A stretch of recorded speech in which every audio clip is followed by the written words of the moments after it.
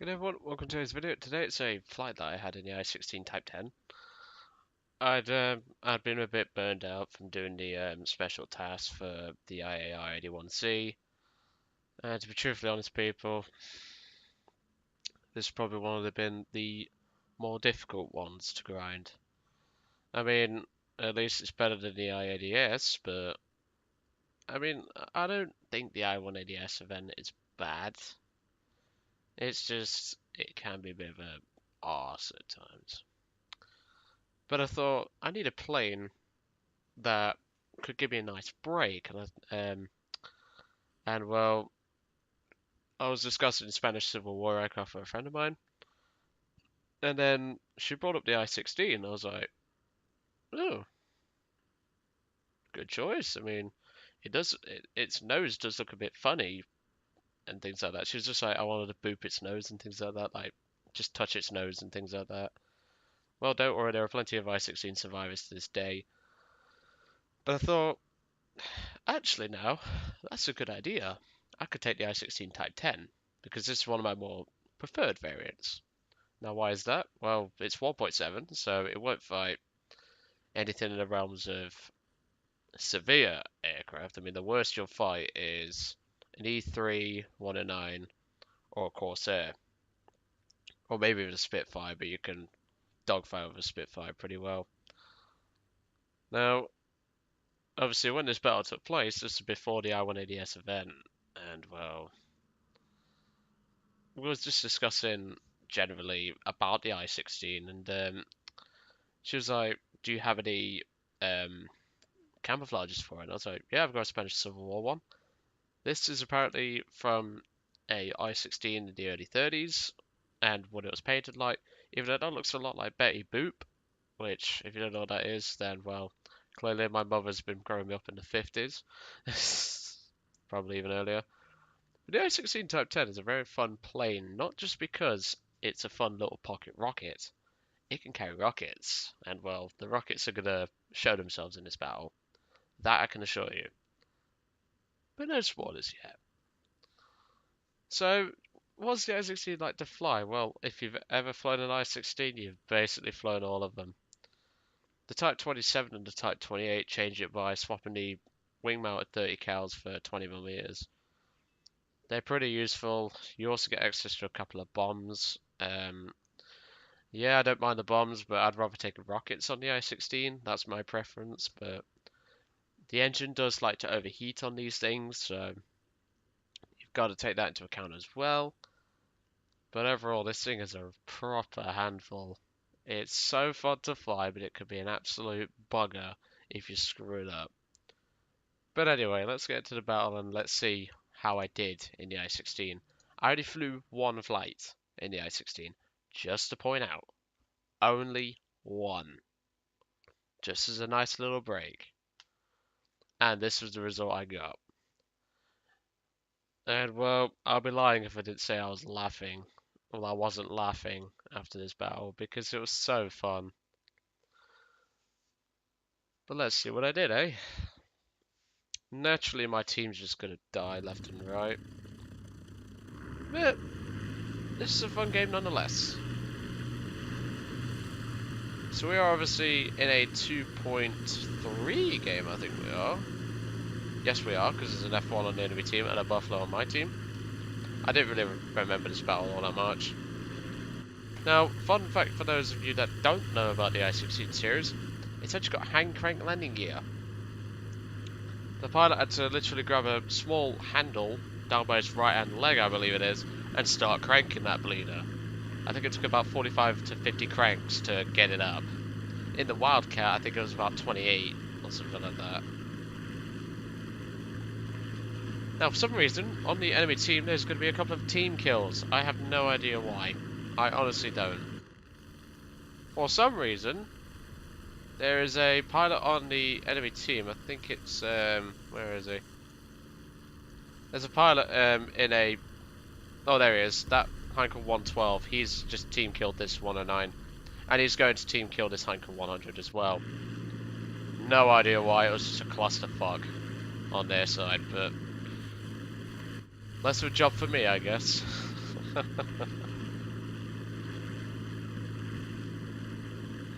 And well, A227116018. That sounds like a phone number for some random PPI claim company. Yeah, he gets team killed by the Heinkel 100. This Heinkel 112, this poor sod was only level 5. He didn't know what hit him. And well, when I'm on a break, I don't go full sympathetic. At this point, a C200, which I had no idea where he came from, starts coming for a tussle. But there's one thing about the I-16, and you can see it here, it is very, very maneuverable. And the C200 decides climbing straight into the vertical is a good idea. Yeah, that wasn't very smart, pal. Second kill. Also, people, if you've not flown any of the I-16s, I highly recommend them. The Type 5 is the worst variant because it only gets 2 guns and they are in the wings. But it's still a good plane nonetheless, but I'd rather sit in the I-16 Type 10. That's my third air kill on that Stuka. But don't worry, we've still got more planes to come. But this was actually quite a nice relaxing battle. I mean, I had a nice good game out of this plane.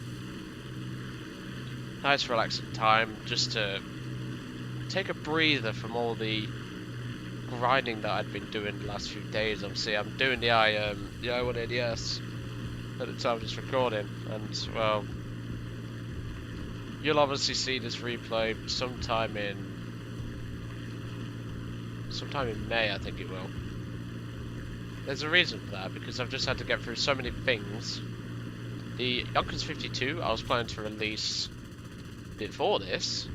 Well, obviously you'll see this video after the J52 one. And this KI-44 is going to be a bit of a handful, but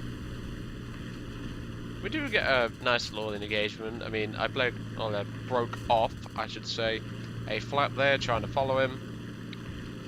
Now in a constant vertical loop he will win, but he screws it up because it's a Japanese player, you probably can't see. Oh god, I'm straying into the realms of offensiveness here, but if you came to this channel for puppies and unicorns, there's no point, you're not getting far. Now for some reason the Heinkel 100 decides to join the party. I don't know why he did. I blow his oil system into pieces. He does get some hits in, but only very minor, no damage there. The KI-44 attempts to get me, but crashes doing so. The 100 attempts to turn fight, and there he goes. 4th kill. He's going to feel that one in the morning. Not just a pilot, but just in general. But this is actually a really fun battle, and well, I highly recommend flying the I-16s. Like I say, Type 5, I won't bother too much with it. Just spade it and put it away. There's not really much point. Now I do suck with these RS rockets. The RS-82s, I'm used to leading 132s, not 82s. But even so, I still got a ground target kill with a couple. Well, I got a couple of ground target kills with them. Now I thought that was an enemy plane coming out of the sun. It wasn't. It's a friendly. It's a friendly BB-1 that got pilot sniped. The E1 for some reason does that. I don't know why you would do that, pal, but I just had an insult to injury there, to be honest with you. Didn't have to, but yeah, I'm doing my job. But you can see here, this plane is highly maneuverable, has nice little rockets. Obviously, you can put the Russian bias 82s on it if you choose to. I would probably recommend the Russian bias 82s. I do put them on at the end. And well, you're going to see a rocket kill. Hint, hint. Excuse me there. But yeah, this is a nice plane to fly, and it's just, I'm going to skip ahead because obviously this battle took a lot longer than it should. Almeris was just camping at the back, as you would expect, a German bomber pilot. So we're going to skip quite far ahead just to alleviate the boredom slightly. One thing I did find funny in this battle is that there's a P-36 pilot on my team who has the name the 40-year-old Virgin. I burst out laughing when I saw that name, not gonna lie. But yeah, it was quite a eventful battle. I mean, our teams were pretty close. Obviously, we had 3 fighters. They only had Condor left. And obviously, I removed the E1 from existence. But Almeris was not planning on landing. You can just he was circling around his airfield trying to get AAA cover. Luckily, he doesn't get it. His airfield is only literally right there, so.